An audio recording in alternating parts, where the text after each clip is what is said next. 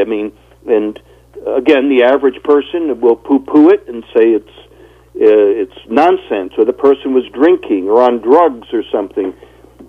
I mean, I guess if you had it in the average person, everybody that's seen this stuff's on drugs.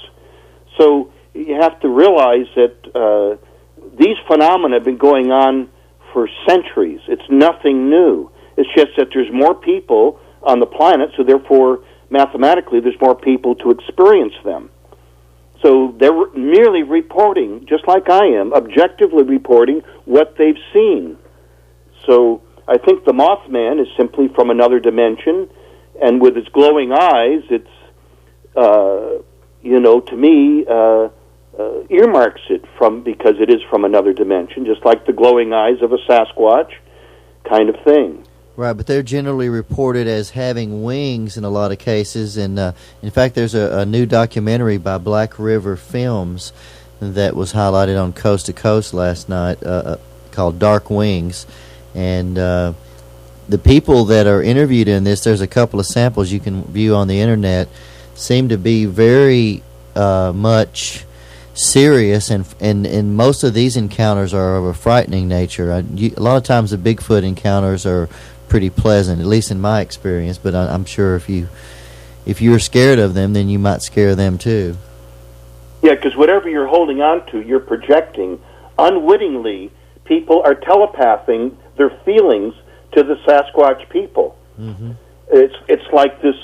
I interviewed 2 out of the 3 people back in 1981 that over the summer of 1981 in Wisconsin, and I was living in Milwaukee at the time, that they were in their visiting their cabin. It was these were cousins, 2 women and a man, and they left their A-frame and went for a walk in the woods by this small lake, almost like a big pond. And they were standing by it, and they heard some noise, and they saw this blur going from tree to tree. And when it peeked from behind the tree, it was a white Sasquatch. And when it ran to another tree, it ran so fast that all they saw was a blur. And this stunned them.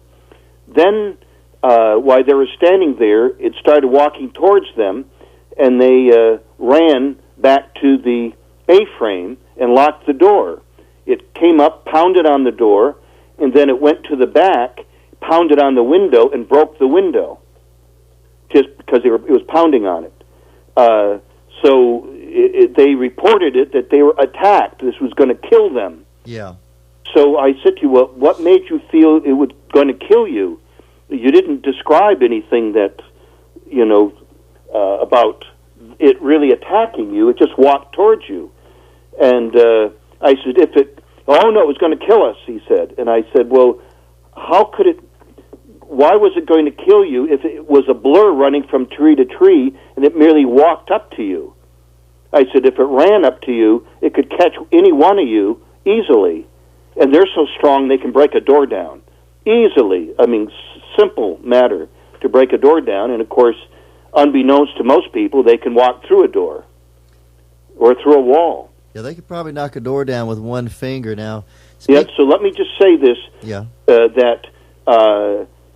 so he was convinced that they were all going to die, and then I thought about this, and I said, well, somehow you perturbed him. And he says, no, I didn't. We didn't throw any rocks or anything.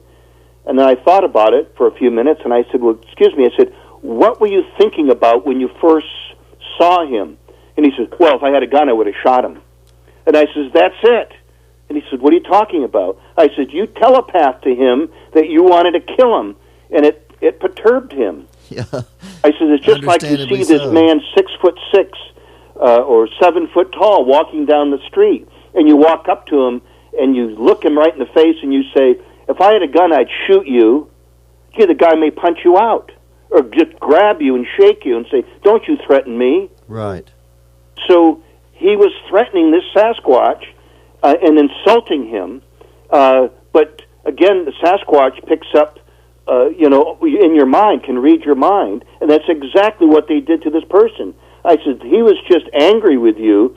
I said, he wasn't going to kill anybody. He could have caught and killed any one of you. And in fact, he could have backhanded you, knocked your heads off, and killed all three of you. But that isn't what they do or who they are, because they believe in karma. They believe that to hurt anyone would put a dark situation on them where it would come back on them.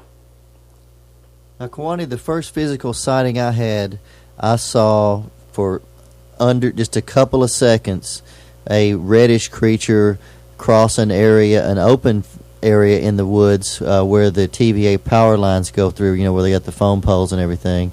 And it covered about 40 yards in under 2 seconds, and it did it really smoothly. It was reminiscent of the movie Superman 1, where you see Superman running as a teenager and his feet are not even it don't even look like his feet are touching the ground. That's how smooth this was. I mean, I've never seen any kind of movement like that from other animals. The question I'm leading up to is you have described some limited amount of evidence for possible levitation by Sasquatch. Well, they can levitate things. Matter of fact, I mentioned in my book, how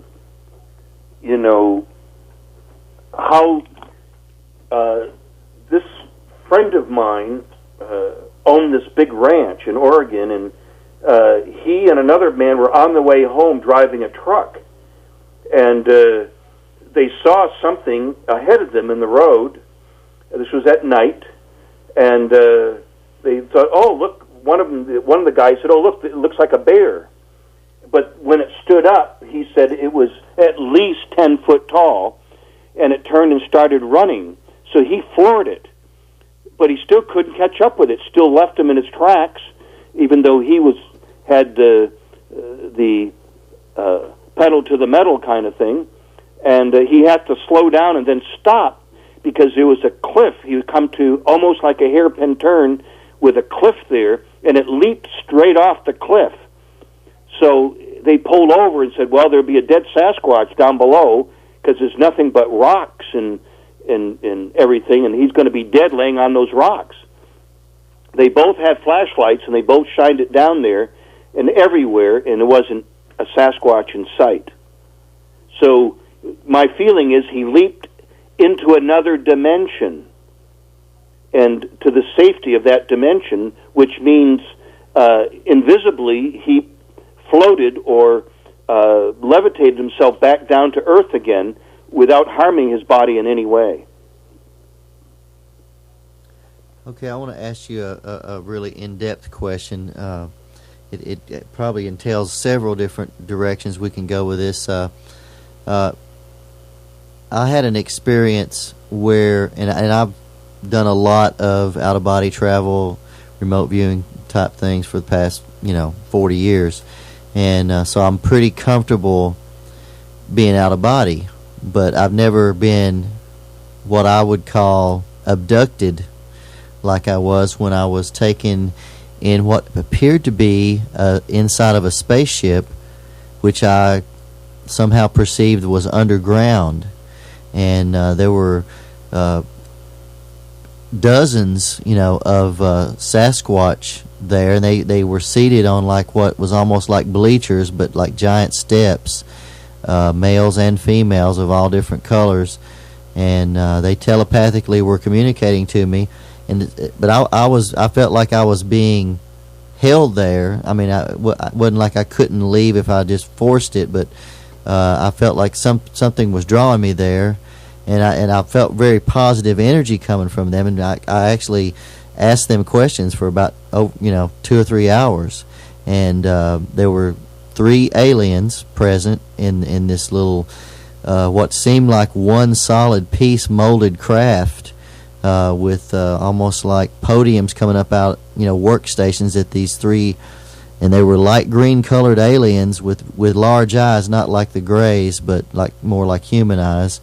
And they had on, specific clothing. I wrote down all the details of the experience when I had it, but they told me a lot of the same things you were saying, that they were going to come up, above ground one day because of the pollution and everything. The underground streams were so they couldn't drink the water,